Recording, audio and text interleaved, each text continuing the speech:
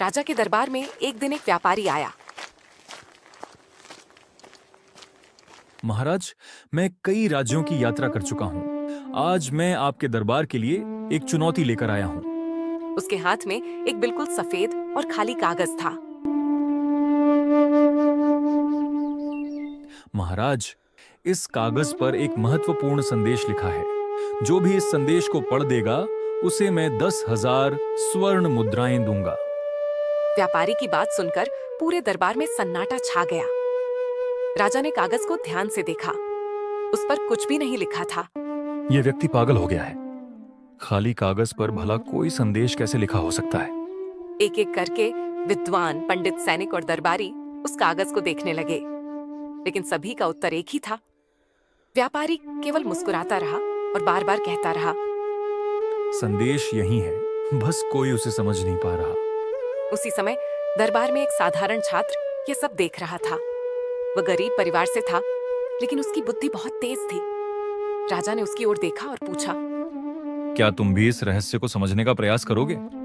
महाराज, मुझे संदेश समझ में आ गया है। पूरा दरबार आश्चर्य से भर गया। तो बताओ, उस पर क्या लिखा है? इस कागज पर कोई शब्द नहीं लिखा। असली संदेश कागज में नहीं, आपके शब्दों में छिपा है। आपने कहा था, जो इसे पढ़ देगा उसे 10,000 स्वर्ण मुद्राएं मिलेंगी। जब कागज पर कुछ लिखा ही नहीं है, तब उसे पढ़ने का एक ही अर्थ है, यह समझना कि यहाँ पढ़ने के लिए कुछ भी नहीं है। असली परीक्षा आंखों की नहीं, बुद्धि की थी। दरबार में फिर से सन्नाटा छा गया। कुछ क्षण बाद व्यापारी बोल पड़ा, बिल्कुल सही। अधिकांश लोग केवल वही देखते हैं जो सामने दिखाई देता है, लेकिन बुद्धिमान व्यक्ति शब्दों के पीछे छिपे अर्थ को भी समझता है। इस छात्र को राजकीय विद्यालय में उच्च शिक्षा के लिए भेजा जाए। छात्र ने विनम्रता से बोला, महाराज, आज मैंने सीखा है कि हर रहस्य कठिन नहीं होता। कई बार उत्तर हमारी आंखों के सामने होता है, लेकिन हम उसे देखने के बजाय अनावश्यक जटिलताओं में उलझ जाते हैं। सच्ची बुद्धिमानी वही है जो साधारण बात में भी असाधारण सत्य खोज ले। उस दिन के बाद पूरे राज्य में उस छात्र की बुद्धिमानी की चर्चा होने लगी। शिक्षा।